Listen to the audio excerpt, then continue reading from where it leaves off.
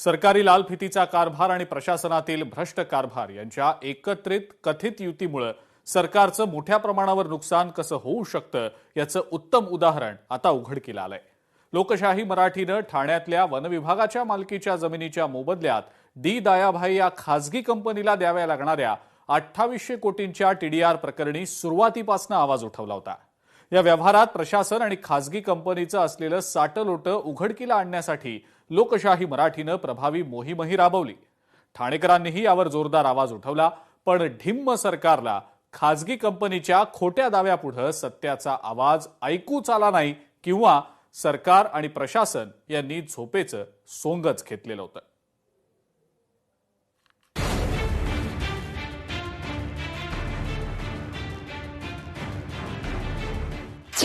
2800 कोटींच्या TDR प्रकरणी वनविभाग अनुत्तरी।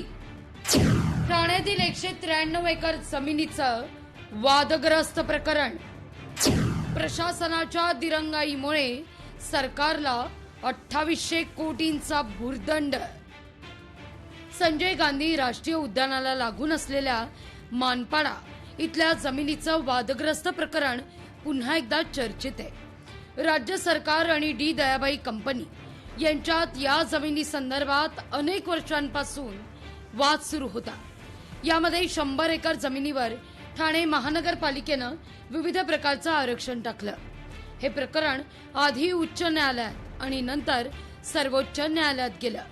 या क्षेत्रावर वनविभागानं आपला दावा सांगितला, पण या संदर्भात सर्वोच्च न्यायालयात विशेष अनुमती याचिका दाखल करण्यास वनविभागानं दिरंगाई केल्यामुळे मूळ वनविभागाच्या जमिनीच्या मोबदल्यात 2800 कोटींचा टीडीआर आता ठाणे महापालिकेला डी दयाभाई या खासगी कंपनीला द्यावा लागणार आहे। या व्यवहारामध्ये प्रशासन आणि खासगी कंपनीचं असलेलं साटलोटं उघडकीस आणण्याकरता लोकशाही मराठीनं मोहीम राबवली आहे। खुद्द ठाणेकरांनी या बेकायदेशीर व्यवहाराबद्दल आवाज उठवला।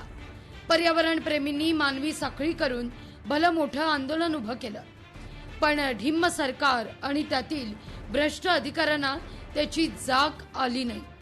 ठाण्यातील सगळे लोकप्रतिनिधी, मंत्री, ठाणे महानगरपालिकेतील सत्ताधारी आणि विरोधक या प्रकरणी अक्षरशः मूग गिळून गप्प बसले।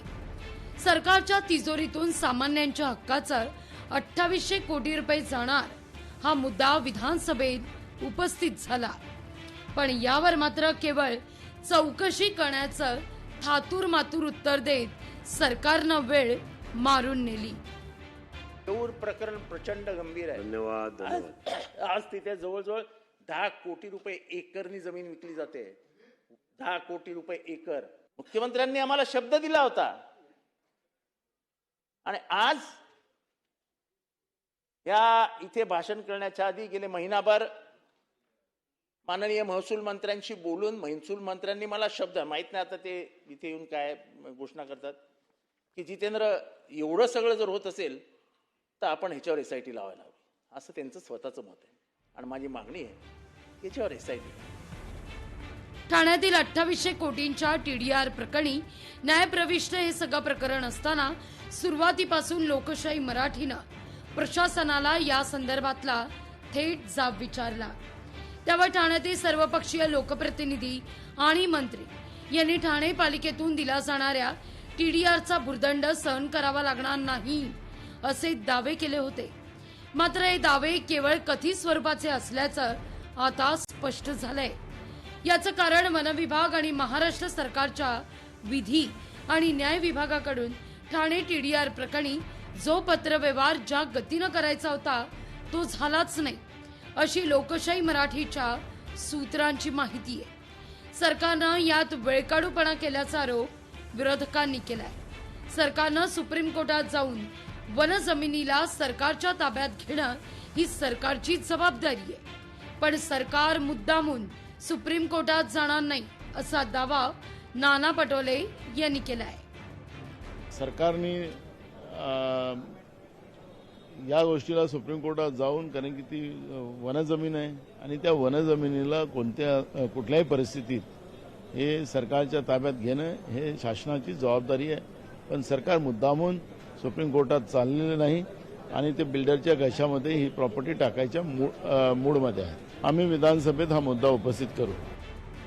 वन विभागानं यात अधिक लक्ष घालण्याची आवश्यकता असल्याची भूमिका ठाण्यातील आमदार निरंजन डावखरे यांनी मांडली आहे. फॉरेस्टचं आमचं किती नुकसान होणार आहे.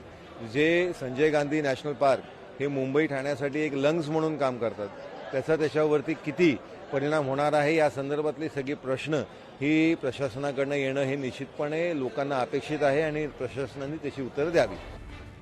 वन विभाग आणि राज्य सरकारच्या विधी आणि न्याय विभागाकडून ठाणे टीडीआर प्रकरणी जो पत्रव्यवहार ज्या गतीनं करायचा होता तो झालाच नाही, अशी लोकशाही मराठीच्या सूत्रांनी माहिती दिली आहे. त्यामुळे एवढ्या मोठ्या प्रमाणावरील टीडीआर खासगी कंपनीच्या घशात जाण्याचा मार्ग न्यायालयाच्या आदेशानं मोकळा झालाय. जवळजवळ आता 2800 कोटी रुपयाची व्हॅल्यू कुठनं काढली मला माहिती नाही, पण 97 एकर ती लँड आहे. तो मालक जो आहे डायाभाई, त्यांनी कोर्टाकडे मागणी केली आणि कोर्टानं त्याची मागणी मान्य केली आणि महापालिकेला त्यांना टीडीआर देण्यास आता ऑर्डर केलेली आहे. म्हणजे सुप्रीम कोर्टानं पण केली होती, आता परवा हायकोर्टानं पण केलेली आहे. वन विभागाकडून सर्वोच्च न्यायालयात जाण्याकरता दिरंगाई झाल्यामुळेच या जागेवर डी दयाबाई या खासगी कंपनीचा दावा कायम राहिलाय. या दाव्यामुळे ठाणे महापालिकेला 2800 कोटी रुपयांचा टीडीआर जो आता जनतेच्याच म्हणजेच सामान्य करदात्या माणसांच्याच खिशातून जाणार आहे. ठाणे महापालिकेचा अर्थात सामान्य माणसांचे हक्काचे पैसे एका खासगी कंपनीला एवढ्या मोठ्या प्रमाणावर जाणार असताना सगळ्यांचंच मौन का, याचं उत्तर शोधण्याचा प्रयत्न लोकशाही मराठीनं सतत केलाय. पण गेंड्याची कातडी पांघरलेल्या सरकारला यावर कोणतीही प्रतिक्रिया द्यायची नाहीये. सरकार लोकांप्रती असलेली जबाबदारी झटकण्याचा प्रयत्न करतंय. सरकार झोपी गेल्याचं सोंग घेऊन बसलंय असं असलं तरी लोकांच्या प्रश्नांना सातत्यानं आवाज उठवण्याची सामाजिक जबाबदारी म्हणून लोकशाही मराठी यावर आवाज बुलंदच करेल. अधिवेशनात विरोधकांनी प्रश्न उपस्थित करून त्याचं उत्तर दिलं जात नाही, याचाच अर्थ ही प्रशासनाचीच भ्रष्ट मिलीभगत आहे का? हा अत्यंत संवेदनशील प्रश्न आता उपस्थित होतोय. सरकार दफ्तर दिरंगाईमुळे तब्बल 2800 कोटींचा टीडीआर खासगी कंपनीच्या खिशात गेला. याची जबाबदारी आता कोण घेणार? सामान्यांच्या हक्कांच्या पैशांवर डल्ला मारणाऱ्यांवर कोण आणि कधी ठोस कारवाई करणार याची उत्तरं सरकारला द्यावीच लागतील. ब्युरो रिपोर्ट, लोकशाही मराठी, मुंबई.